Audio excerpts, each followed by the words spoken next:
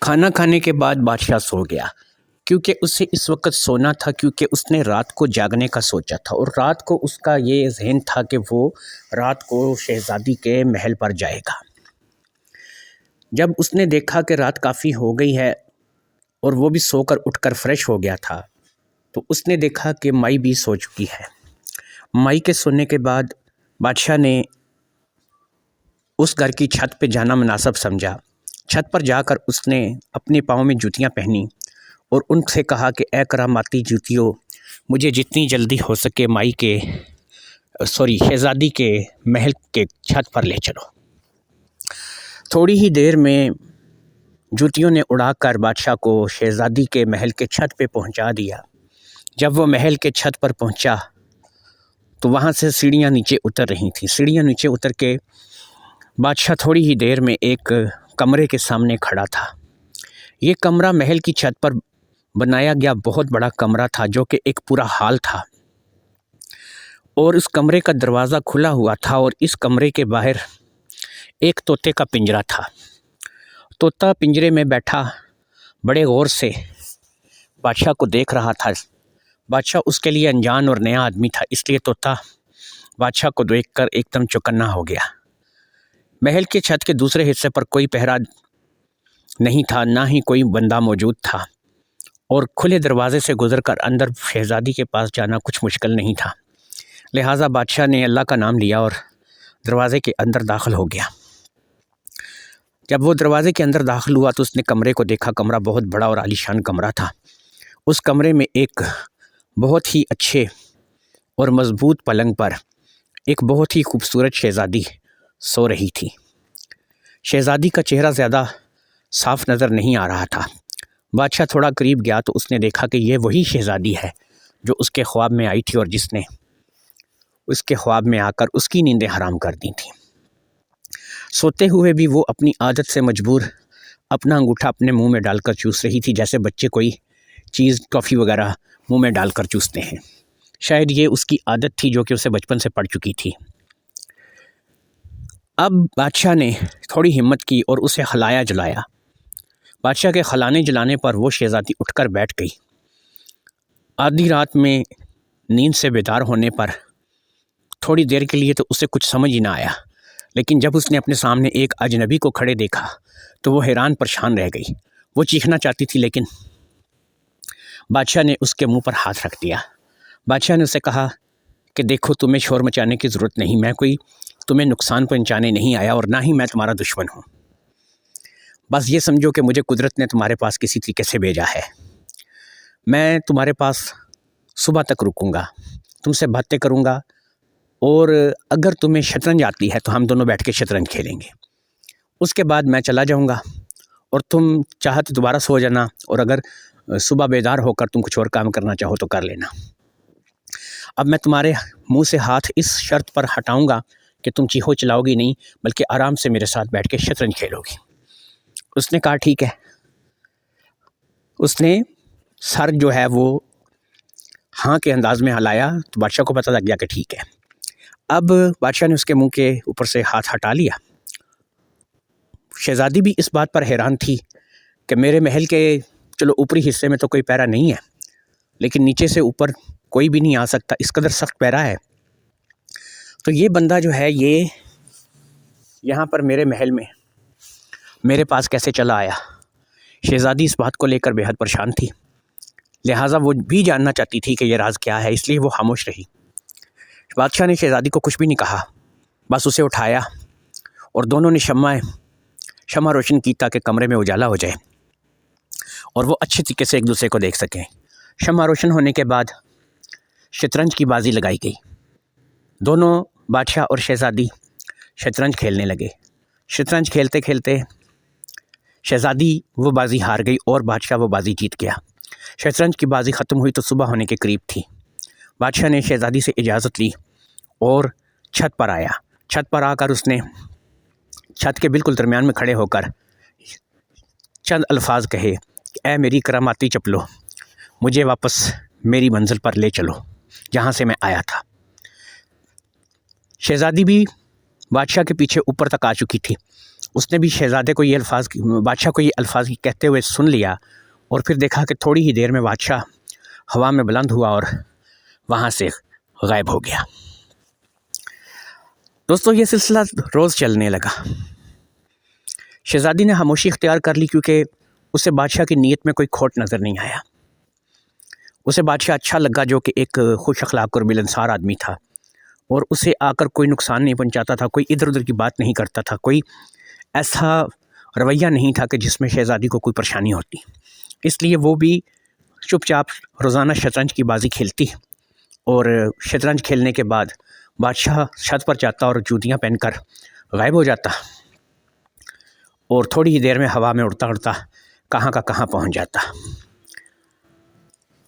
اسی طرح کچھ دن تک جب یہ سلسلہ چلتا رہا تو ایک دن شہزادی نے بادشاہ سے پوچھ ہی لیا کہ بھئی تم ہو کون، تم کوئی انسان ہو یا کوئی اور مخلوق ہو، مجھے تمہارے بارے میں بڑا تجسس ہے، مجھے اپنے بارے میں کچھ بتاؤ۔ اب بادشاہ زیر لب مسکرایا اور اس نے کہا کہ دیکھو بھئی تم جو مجھے سمجھ رہی ہو میں وہ نہیں ہوں، میں بھی بالکل تمہاری ہی طرح ایک انسان ہوں، لیکن یہ ہے کہ میرے پاس میرے بزرگوں کی دی ہوئی کچھ کراماتی چیزیں ہیں جن کی وجہ سے میں یہاں پر آ سکتا ہوں اور تم سے مل سکتا ہوں۔ اور میں تمہیں یہ بھی بتا دوں کہ میں نے خواب دیکھا تھا، اور خواب میں نے 3 دن تمہیں لگاتار دیکھا۔ میں خود ایک سلطنت کا بادشاہ ہوں، اور میں چاہتا ہوں کہ میں تم سے شادی کروں، لیکن اس کے لیے مجھے پتہ نہیں تھا کہ تم کہاں پر ہو۔ اب اللہ کی کرنی یہ ہے کہ میں نے تمہیں بھی دیکھ لیا ہے، تمہاری سلطنت کو بھی دیکھ لیا ہے، تو میں تم سے شادی کرنا چاہتا ہوں، جو کہ تم اگر مجھ سے شادی کرنے کے حامی بھرو تو میں تم سے شادی کر لوں گا۔ شہزادی کہنے لگی کہ ایسا کبھی بھی ممکن نہیں ہو سکتا، اس لیے کہ میرے باپ نے میرے رشتے کی بات اپنے ایک دوست کے بیٹے سے کر رکھی ہے، تو جب میرا باپ میری شادی کہیں اور کرنا چاہتا ہے تو میں تمہارے ساتھ شادی کیسے کر سکتی ہوں۔ اب بادشاہ سوچ میں پڑ گیا، اس نے کہا کہ پھر اس کا تو ایک حل ہو سکتا ہے، اور وہ یہ حل ہو سکتا ہے کہ اگر تم کہو تو میں تمہیں اپنے ساتھ یہاں سے لے جاؤں۔ اس نے کہا ایسا ممکن نہیں ہے، میں بھی تمہارے ساتھ نہیں جاؤں گی، ظاہری بات ہے کہ جب میرے بادشاہ باپ نے میرے لیے کوئی فیصلہ کیا ہے تو کچھ سوچ سمجھ کر ہی کیا ہوگا، تو میں تمہارے ساتھ نہیں جاؤں گی۔ اس دن شہزادہ بادشاہ جو ہے وہ چھت پر گیا اور اپنی کرامتی چپلوں کی وجہ سے واپس آ گیا۔ گھر میں آ کر وہ لیٹ گیا اور کافی دیر تک وہ اسی بات پر سوچتا رہا۔ اسے اس بات کی سمجھ نہیں آ رہی تھی کہ وہ اس شہزادی کو کس طرح سے اپنے ساتھ شادی کرنے کے لیے راضی کرے۔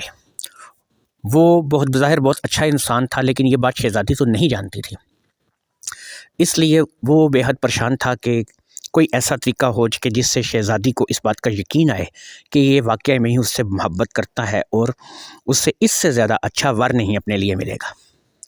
اس بات کو لے کر کے وہ پریشان رہا، 2-3 دن تک وہ شطرنج کھیلنے بھی نہیں گیا۔ ادھر شہزادی کا بھی اس کے انتظار میں برا حال تھا۔ شہزادی کو سچ پوچھیں تو خود بھی اس سے محبت ہو چکی تھی، لیکن وہ اس کا اظہار نہیں کرتی تھی۔ شطرنج کے بہانے ہی صحیح، لیکن روزانہ ملاقات تو ہوتی تھی۔ اب 2-3 دن نہ آنے کی وجہ سے شہزادی بھی پریشان رہنے لگی۔ یہ پریشانی بڑھتی گئی اور وقت گزرتا گیا۔ خیر 3 دن بعد اب بادشاہ سے بھی نہ رہا گیا، اور 3 دن بعد وہ شطرنج کھیلنے کے لیے آیا۔ پھر جب اس نے شہزادی سے دوبارہ اسی سلسلے میں بات کی تو شہزادی نے یہی کہا کہ جہاں اس کے ماں باپ چاہیں گے وہ وہاں شادی کرے گی، اور وہ اس سے شادی نہیں کرے گی۔ اب بادشاہ اس کا جواب پہلے سن چکا تھا، جو صدمہ بادشاہ کو لگنا تھا لگ چکا تھا، بادشاہ چلا گیا۔ یہ سلسلہ پھر اسی طرح چلنے لگا، بادشاہ آتا شطرنج کھیلتا چلا جاتا، بادشاہ آتا شطرنج کھیلتا چلا جاتا۔ کچھ دن گزر گئے۔ ایک دن جو اس شہزادی کا باپ تھا، جو یعنی وہاں کا بادشاہ تھا، وہ اپنی بیٹی سے ملنے کے لیے آ گیا۔ اب وہ اپنی بیٹی سے جب ملنے کے لیے آیا تو اس نے دیکھا کہ اس کے ساتھ اس کا وزیر اور کچھ مصاحب بھی تھے، جو کہ مصاحب اور وزیر تو دروازے کے باہر کھڑے ہو گئے، جبکہ وہ اپنی بیٹی سے اس کے کمرے میں، اس کے محل کے کمرے میں جو کہ اس کے لیے مخصوص تھا، ملنے کے لیے گیا۔ اب جب بادشاہ اپنی بیٹی کے کمرے میں داخل ہونے لگا تو طوطا جو ہے وہ ایک دم سے چلا اٹھا، اور طوطے نے اس چیز کی رٹ لگا دی کہ یہاں کوئی آتا ہے، یہاں کوئی آتا ہے، یہاں کوئی آتا ہے۔ طوطے کی یہ بات سن کر وزیر بھی پریشان ہو گیا، باقی کے مصاحب بھی پریشان ہو گئے، اور بادشاہ بھی پریشان ہو گیا۔ بادشاہ نے طوطے سے پوچھا کہ بھئی کون آتا ہے؟ ہم لوگ تو یہاں پہ آتے رہتے ہیں، ظاہری بات ہے ہم لوگوں کا تو یہاں آنا جانا لگا رہتا ہے۔ تو طوطا کہنے لگا نہیں نہیں نہیں کوئی اوپر سے آتا ہے، اوپر سے آتا ہے، اوپر سے آتا ہے۔ بادشاہ بڑا پریشان ہوا، اس نے کہا اچھا اوپر سے آتا ہے، کہاں سے؟ طوطے نے بار بار اپنے سر سے سیڑھیوں اور چھت کی طرف اشارہ کیا۔ بادشاہ نے وزیر اور مزاحموں کو حکم دیا کہ آپ لوگ ذرا سیڑھیاں اور چھت جا کر اچھی طرح سے چیک کرو اور دیکھو کہ کیا کسی کے آنے کے کوئی آثار ہیں۔ لو جی، وزیر اور بادشاہ کے مصاحب چھت پر گئے، لیکن انہیں کوئی بھی ایسا اشارہ، کوئی ایسی چیز نہیں ملی کہ جس سے پتہ چلے کہ اس چھت کے اوپر سے کوئی یہاں پہ آتا ہے۔ سب نیچے آ گئے، انہوں نے کہا بادشاہ سلامت ایسا کوئی بھی آثار نہیں ہے، کوئی بھی بندہ یہاں پر آتا ہے تو مجھے نہیں پتا کہ کیسے آتا ہے، بہرحال یہ طوطا ہو سکتا ہے جھوٹ بولتا ہو۔ بادشاہ کہنے لگا نہیں، یہ میرا پالتو طوطا ہے، اس کو میرے ساتھ جھوٹ بولنے کی کیا ضرورت ہے؟ اگر یہ کہتا ہے کہ اوپر سے کوئی آتا ہے تو آتا ہوگا، لیکن یہ بات کسی نے بھی شہزادی سے نہیں کرنی۔ شہزادی کو ہم یہ بات نہیں بتائیں گے۔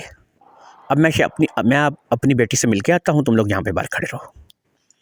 بادشاہ یہ بات کر کے کمرے کے اندر داخل ہو گیا، شہزادی سے ملا، شہزادی کی خیریت پوچھی، چند باتیں کی اور پھر باتیں کرنے کے بعد وہ باہر نکل آیا۔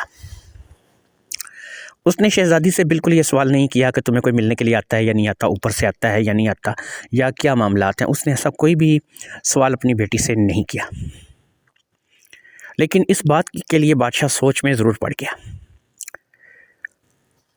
بادشاہ سوچنے لگا کہ اگر واقعی یہاں پہ کوئی آتا ہے تو وہ آتا بھی چھت کے ذریعے سے ہے، اور طوطا میرا جو ہے یہ میں نے چھوٹا سا ایک بچہ پالا تھا، یہ کسی بھی صورت میں جھوٹ نہیں بولتا ہوگا، لہٰذا مجھے اس کا کوئی نہ کوئی انتظام کرنا چاہیے۔ اگر کوئی چھت کے اوپر سے آتا ہے تو کوئی ایسا انتظام کروں کہ اگر وہ آئے تو مجھے اس کی آمد کا پتہ چل جائے۔ میں اگر پہرا لگاؤں گا تو میری بیٹی کو اس بات کا شک پڑے گا، اور اگر میں پہرا لگاؤں گا تو اور بھی معاملات خراب ہو سکتے ہیں۔ تو اس لیے مجھے اپنی بیٹی کے محل والے حصے میں پہرا تو نہیں لگانا ہے، جیسا کہ میں نے کبھی زندگی میں نہیں لگایا، لیکن میں یہ ضرور کروں گا کہ اپنی بیٹی کے لیے کوئی ایسا انتظام کروں کہ آئندہ میری بیٹی کو کوئی پریشانی نہ ہو۔ اگر کوئی واقعی اس سے ملنے کی آتا ہے تو مجھے اس کا پتہ چل جائے۔ یہی بات سوچ کر بادشاہ نے سوچ سمجھ کر ایک پلان بنایا۔ بادشاہ نے کیا کیا، عطر کی کچھ یعنی اپنے باغ میں سے جو اس کے پھول وغیرہ لگے ہوئے تھے تو اس نے کیا کیا کہ اس میں سے عطر نکلوایا۔ اب اس نے کیا کیا کہ ایک کھلے برتن لے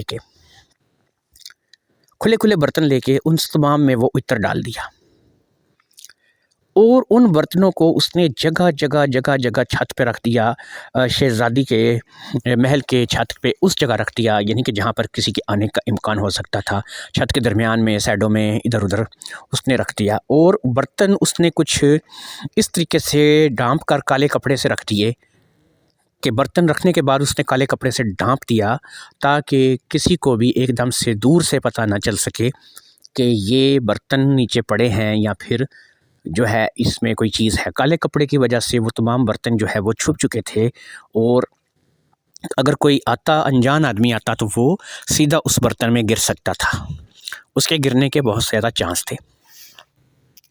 برتن بھی بڑے بڑے ٹب جیسے تھے، اس لیے بہت کم ایسا تھا کہ آنے والا جو ہے وہ ان برتنوں میں ان پڑے ہوئے عطر سے بچ جاتا، اور وہ عطر اس قدر تیز خوشبو تھی جو کہ بادشاہ نے خود اپنی نگرانی میں نکلوائی تھی کہ اگر وہ ایک دفعہ کسی کے کپڑوں سے لگ جاتا تو وہ پھر آسانی سے اتر نہیں سکتا تھا۔ یہی سوچ کر اب بادشاہ مطمئن ہو گیا، اور کالے کپڑے کے نیچے وہ سارے ٹب جو عطر سے بھرے ہوئے تھے چھپا کے رکھ دیے گئے۔ لو جی، اس دن بھی حسب معمول مائی کے چھت سے اڑ کر بادشاہ محل کی چھت پہ اترا، اور جیسے ہی وہ محل کی چھت پہ اترا اس سے اس چیز کا اندازہ نہیں تھا کہ آگے کیا انتظام ہے۔ وہ سیدھا ایک ایسے ٹب میں گرا کہ جو عطر سے بھرا ہوا تھا اور جس کے اوپر کالا کپڑا دے کر اسے ڈانپ دیا گیا تھا۔ لو جی، اس کالے کپڑے کی وجہ سے نہ وہ عطر کا وہ برتن دیکھ سکا اور پھر اس کے سارے کپڑے عطر سے مہک اٹھے۔ وہ عطر کی وجہ سے مکمل طور پر عطر میں بھیگ گیا۔ اس نے اسی وقت وہاں سے واپس جانے کا فیصلہ کیا اور شہزادی سے ملے بغیر واپس لوٹ گیا۔ گھر آ کر اس نے وہ کپڑے اتار کے دوسرے کپڑے پہنے، غسل کیا اور پھر ان کپڑوں کو اب اس نے سوچ لیا کہ وہ کسی دھوبی کو دے گا تاکہ وہ اسے اچھی طرح سے دھو دے، اس میں سے عطر کی خوشبو چلی جائے۔ اگلے ہی دن وہ ان کپڑوں کو لے کر ایک دھوبی کے پاس پہنچ گیا۔ اس نے دھوبی کو وہ کپڑے دیے اور کہا کہ بھئی اس کپڑوں میں خوشبو لگ گئی ہے، عطر لگ گیا ہے، تو تم ایسا کرو کہ یہ جو کپڑے ہیں یہ مجھے اس طریقے سے صاف کر دو کہ اس میں عطر کا نام و نشان نہ رہے۔ دھوبی نے کپڑے لے لیے اور اس نے کہا کہ ٹھیک ہے جناب، آپ کل شام کو آ کے مجھ سے کپڑے لے جانا۔ کپڑا دھوبی نے لے کر رکھ لیا اور اللہ کا نام لے کر بادشاہ وہاں سے نکل آیا۔ اب بادشاہ نے اپنے سپاہی جو کہ شہزادی کا باپ تھا پوری طرح سے پورے شہر میں پھیلا دیے کہ تمام جو لوگ کپڑے دھونے والے دھوبی وغیرہ ہیں ان کی دکانوں پر جائیں اور دیکھیں کہ کوئی عطر سے بھرے ہوئے کپڑے تو ان کو دھونے کے لیے نہیں دے گیا ہے۔ اللہ کی کرنی ایسا ہی ہوا کہ تیسری چوتھی دکان پر وہ دھوبی مل گیا جس کو کپڑے دیے گئے تھے۔ اس نے بتایا جی کہ میں نے کپڑے لیے ہیں جو کہ میں دھو کے استری کر کے پریس کر کے کل دھوں گا، تو یہ مجھے کل کل شام کو واپس کرنے ہیں۔ تو انہوں نے کہا کہ چلو ٹھیک ہے، جب وہ بندہ کپڑے لینے کے لیے آئے گا تو تم ہمیں بتا دینا، ہم یہاں پر انتظار کریں گے۔ اگلے دن شام کو یہ بادشاہ اپنے عطر کے دھلے ہوئے کپڑے لینے کے لیے بازار چلا گیا۔ جب یہ وہاں پر بازار میں گیا تو اس نے وہاں پہ دیکھا کہ عطر کے جو بھرے ہوئے کپڑے تھے وہ اس نے دھوبی سے پوچھا کہ بھئی ہو گئے ہیں؟ تو اس نے کہا جی کہ بالکل آپ کے جو کپڑے ہیں وہ ہو چکے ہیں۔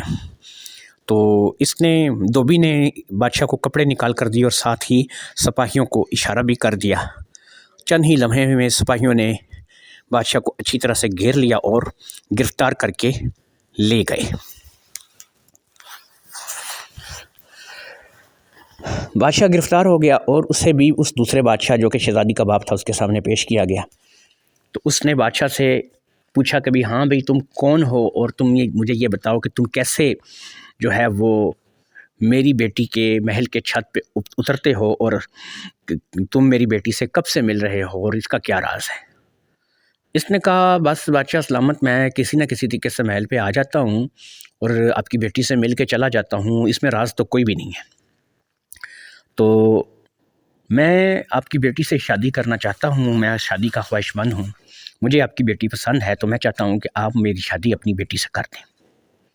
بادشاہ نے کہا کہ یہ تو سوال ہی پیدا نہیں ہوتا کہ ہم تمہاری شادی اپنی بیٹی سے کریں، لیکن اب میں یہ کر سکتا ہوں کہ تم نے یہ جو حرکت کی ہے اس حرکت کے بدلے میں مجھے تمہیں مارنا ہوگا، اس لیے میں تمہیں چھوڑ نہیں سکتا، تو میں اب تمہاری جان جو ہے یہ لے لوں گا۔ اس بادشاہ نے کہا دیکھو جناب، یہ اتنی بڑی حرکت نہیں ہے یا اتنی بڑی میرا قصور نہیں ہے، مجھے آپ اس کے لیے کوئی مناسب سزا دے سکتے ہیں لیکن میری موت کی سزا آپ نہیں دے سکتے۔ خدا نخواستہ میں نے کسی کو مارا نہیں ہے، قتل نہیں کیا ہے، نہ ہی میں کوئی ایسا کہ کوئی بہت بڑا مجرم ہوں، اس کے لیے آپ مجھے کوئی بھی سزا دے سکتے ہیں۔ اور آپ اپنی بیٹی سے پوچھیں کہ اس کی عزت محفوظ ہے، اس کے معاملات محفوظ ہیں، میں نے کبھی اس سے کوئی بدتمیزی نہیں کی، کوئی بد تہذیبی نہیں کی، تو اس لیے میرے لیے موت کی سزا آپ تجویز کر رہے ہیں، یہ بادشاہ ہونے کے ناطے آپ کا حق نہیں بنتا۔ دوسرا بادشاہ کہنے لگا دیکھو دیکھو دیکھو، تم مجھے نہ سکھاؤ کہ مجھے کیا کرنا ہے یا کیا نہیں کرنا ہے، میرے لیے تو تمہاری سزا موت ہے، کیونکہ تم نے میری بیٹی کے آرام میں مخل ہوئے ہو اور میری بیٹی کے محل میں داخل ہوئے ہو، تو میری بیٹی جو ہے اس کو تم بات چیت کر کے جاتے رہے ہو، تو اس لیے تمہاری جو سزا ہے وہ موت ہے۔ اب بادشاہ نے کہا دیکھو دیکھو جناب، ایسا ہے کہ اگر اس میں قصوروار ہوں تو جتنا قصور میرا ہے تو اس سے کچھ کم قصور آپ کی بیٹی کا بھی نہیں ہے، کہ اگر میں آپ کی بیٹی سے ملتا رہا ہوں تو وہ بھی مجھ سے ملتی رہی ہے، اگر آپ کی بیٹی کے ساتھ میں شطرنج کھیلتا رہا ہوں تو وہ بھی میرے ساتھ شطرنج کھیلتی رہی ہے، اگر آپ کی بیٹی کے کمرے میں محل میں بھی آتا رہا ہوں تو اس نے بھی تو آپ کو کبھی نہیں بتایا، تو اس لیے جتنی پھر میری سزا ہے اتنی آپ کی بیٹی کی بھی سزا ہونی چاہیے، یا تو پھر ہم دونوں کو موت کی سزا دیں یا پھر مجھے بھی چھوڑ دیں اور اپنی بیٹی کو بھی چھوڑ دیں، دونوں کے لیے پھر سزا جو ہے وہ ایک جیسی ہونی چاہیے۔ تو بادشاہ نے کہا نہیں، وہ میری بیٹی ہے، میں اس کو کوئی سزا نہیں دوں گا، لیکن تمہیں سزا ملے گی، اور تمہیں سزا یہ ملے گی کہ تم پھانسی پر لٹکا دیے جاؤ گے کل صبح۔ اب اس بادشاہ نے کہا چلو ٹھیک ہے، اگر آپ میری موت کا فیصلہ کر ہی چکے ہیں اور آپ مجھے مارنا ہی چاہتے ہیں تو ٹھیک ہے، میں آپ کو نہیں روکوں گا، لیکن میری ایک آخری خواہش ہے جو آپ کو پوری کرنی ہوگی۔ بادشاہ نے کہا ہاں، ہم یہ کر سکتے ہیں کہ تمہاری آخری خواہش پوری کر دیں، بولو تمہاری آخری خواہش کیا ہے؟ اس نے کہا میری آخری خواہش یہ ہے کہ آپ کا جہاں باغ ہے اس باغ کے بالکل سامنے ایک گھر ہے، وہاں پر ایک بوڑھی مائی رہتی ہے، میں اپنے مرنے سے پہلے ایک آخری ملاقات اس مائی سے کرنا چاہتا ہوں۔ اس نے کہا کوئی نہیں مسئلہ، کل صبح جب تمہیں پھانسی لگایا جائے گا اس سے پہلے مائی کو تمہارے پاس بلوا لیا جائے گا۔ لو جی، اگلے دن صبح جب پھانسی کا وقت آیا، پھانسی دینے کے لیے بادشاہ کو لے کر جا رہا تھا، تو اسی وقت راستے میں سپاہیوں نے کہا کہ بھئی یہ مائی ہے، تم اس سے ملاقات کرنا چاہتے تھے وہ کر لو۔ اب وہ مائی بیچاری بھی کیونکہ اسے پیسے ملتے تھے، اس کے گھر میں رہتا تھا، اس کی بڑی عیش و آرام تھی، تو اس نے کہا کہ بیٹا تو نے یہ کیا کر دیا، بادشاہ تمہیں کیوں مار رہا ہے؟ تو اس نے کہا کہ ان باتوں کا وقت نہیں ہے، یہ باتیں چھوڑیں، کان اپنا میرے قریب لائیں، مجھے آپ سے کان میں کوئی بات کرنی ہے۔ اس نے کہا ٹھیک ہے بیٹا کرو۔ اس نے کہا دیکھو ماں، بات یہ ہے میں مر جاؤں گا، مجھے جب مار دیا جائے گا تم بادشاہ سے کہنا کہ لاش مجھے دے دو، کفن دفن جو بھی کرنا ہے میں کروں گی۔ تو تم نے کرنا یہ ہے کہ تم میری لاش لے جا کر اپنے گھر میں ایک چارپائی پہ رکھ دینا، اور پاک صاف بستر پہ پاک صاف چارپائی پہ مجھے لٹا دینا۔ میرا جو سامان ہے جو میرے پاس ہے اس میں دیکھو گی تم ایک لاٹھی ہوگی، تم نے کیا کرنا ہے کہ 3 مرتبہ کلمہ پڑھ کے اس لاٹھی کو میری چارپائی کے نیچے سے گھمانا ہے۔ تم جیسے ہی 3 مرتبہ کلمہ پڑھ کے اس لاٹھی کو میری چارپائی کے نیچے سے 3 مرتبہ گھماؤ گی، اللہ کے حکم سے میں زندہ ہو جاؤں گا، اور مجھے کسی قسم کا بھی کوئی یہ جو پھانسی سے جو میری موت آئے گی یہ میری ختم ہو جائے گی اور میں زندہ ہو جاؤں گا۔ مائی کہنے لگی بیٹا یہ کیسے ہو سکتا ہے، مرا ہوا آدمی کیسے زندہ ہو سکتا ہے؟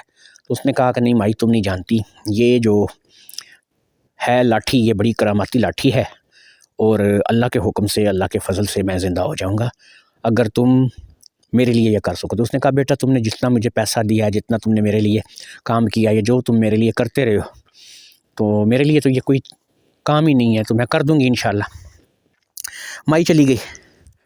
ادھر اس چھوٹے سے جرم میں جو کہ واقعی اس کا بھی اتنا ہی قصور تھا، شہزادی کا بھی اتنا ہی قصور تھا، لیکن صرف اور صرف اس بادشاہ کو پھانسی پہ لٹکا دیا گیا اور اس کی موت ہو گئی۔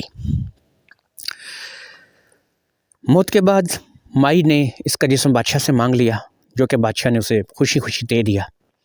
وہ لے جا کر سپاہیوں نے مائی کے گھر بستر پہ لٹا دیا اور خود چلے گئے۔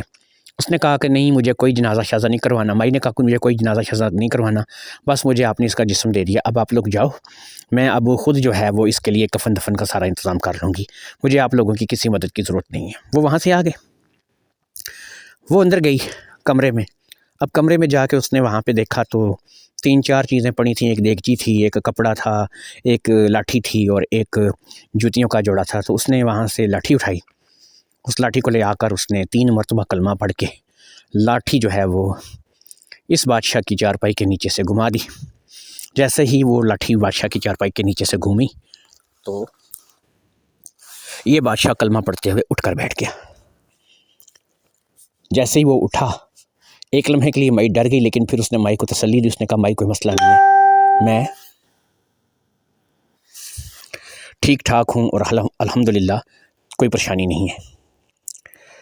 وہ اٹھ کر اس نے مائی کو ایک دفعہ پھر اندر جا کے اپنا رومال اچھے طریقے سے रुमाल में से पैसे निकाले और एक तरफ से पकड़ के उसके रुमाल को झटका दिया, दूसरी तरफ से पैसे निकले, उसने पैसे माई को दिए। उसने कहा कि माई तुम फिक्र न कर, जब तक मैं तेरे पास हूँ तुझे पैसों की कमी नहीं आएगी।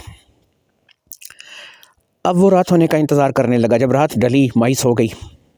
आधी रात के वक्त उसने नए कपड़े पहने, अपनी तमाम चीज़ें उसने लीं और करामाती जूतियाँ अपने पाँव में पहन के उनको कहा कि भाई मुझे बादशाह के महल पे ले चलो। वहाँ से इत्र की तमाम बर्तन वगैरह हटा लिए गए थे। छत उसी तरह साफ़ था जैसे पहले हुआ करता था। तो वो छत पर उतरा और छत से सीढ़ियाँ नीचे उतर के वो शहज़ादी के कमरे में हस्ब रवायत पहुँच गया। शहज़ादी बेफ़िक्र सो रही थी। उसने जाके शहज़ादी को उठाया तो शहज़ादी उसे देख के उठ बैठी और डर गई। उसने कहा तुम्हें तो मार दिया था मेरे बाप ने। उसने कहा कि अगर अल्लाह ना चाहे तो कोई किसी को मार नहीं सकता, मैं ज़िंदा हूँ और अब देखो तुम्हारे सामने हूँ। लेकिन इस वक्त मैं तुमसे शतरंज खेलने या कोई और बात करने के लिए नहीं आया हूँ। तुम देख सकती हो कि मैं तुम्हारे लिए एक किस्म का मर गया। इतनी छोटी सी सज़ा तुम्हारे बाप ने मुझे इतनी बड़ी दी, तो मैं अब ऐसा है कि तुम्हें लेने के लिए आया हूँ। उसने कहा नहीं, मैं नहीं जाऊँगी, मैं अपने माँ बाप की बात की लाज रखूँगी और मैं तुम्हारे साथ नहीं जाऊँगी। उसने कहा कि नहीं, तुम्हें तो जाना पड़ेगा। तो शहज़ादी जो है वो बिल्कुल ही दुबली पतली सी थी, जबकि ये बादशाह अच्छा खासा सेहतमंद था। तो अब इसने पहली बार थोड़ी सी जुर्रत की और इसने आगे बढ़कर शहज़ादी को अपने कंधे पे उठा लिया और कंधे पे उठाकर उसको सीढ़ियाँ चढ़ के ऊपर ले आया। शहज़ादी भी ये हैरान थी कि ये मुझे सीढ़ियों के ऊपर ले आया है, ये जैसे मतलब खुद आता है, आज मुझे वैसे ही लेके कहीं जाने चाहता है। तो अब उसने कहा बादशाह ने कि देखो भाई, अब एक आखिरी मर्तबा तुम अपने महल को, अपनी सब चीज़ों को देख लो, अपने लोगों को देख लो, मैं तुम्हें यहाँ से ले करके जा रहा हूँ। उसने कहा ठीक है, अगर ले जा सकते हो तो ले जाओ, मैं भी देखती हूँ कि आज तुम्हें मुझे कैसे लेके जाते हो।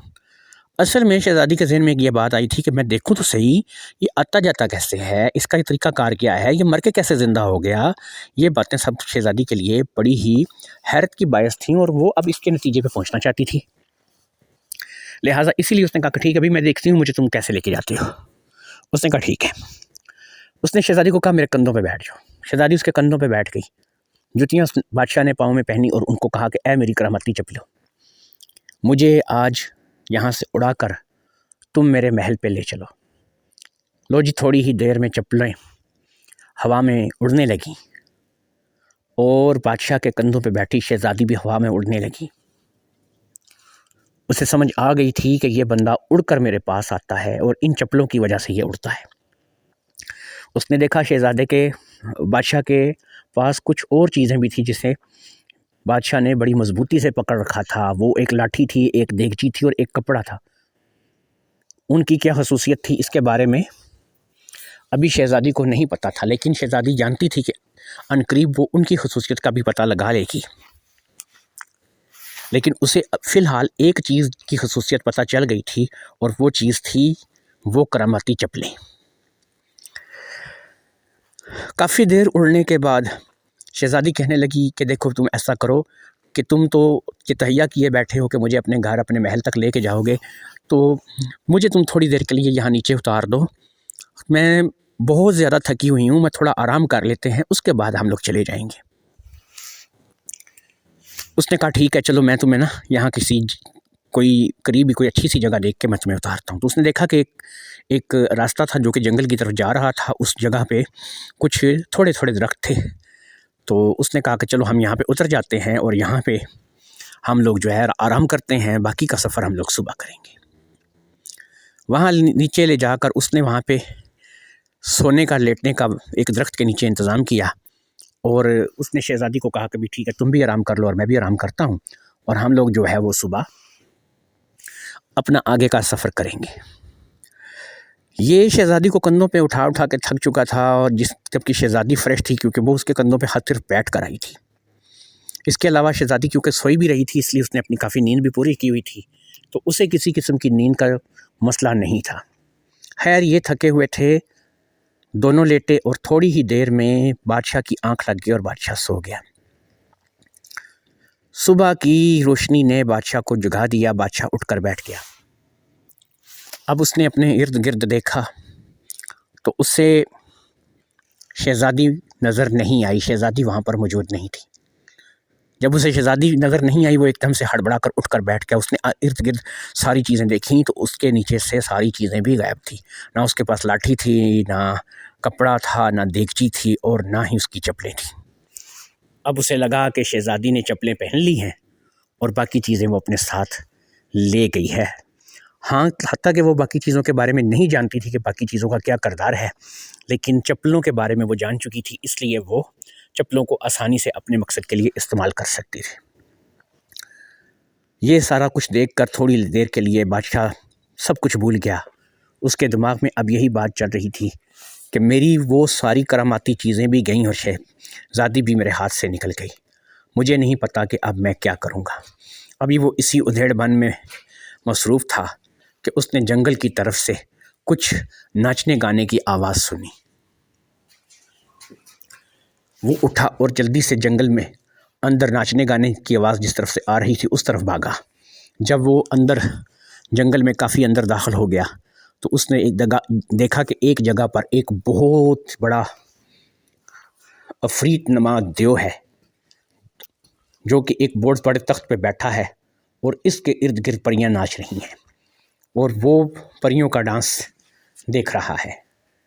اس دیو کے ساتھ اور بھی بہت سے جن اور دیو کھڑے تھے جو کہ یہ منظر دیکھ رہے تھے۔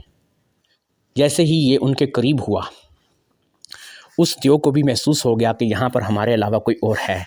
اس نے اپنی ناک کو سکیڑا اور کہا کہ یہاں پہ کوئی آدم ذات ہے، رک جاؤ، پہلے اس آدم ذات کو تلاش کرو۔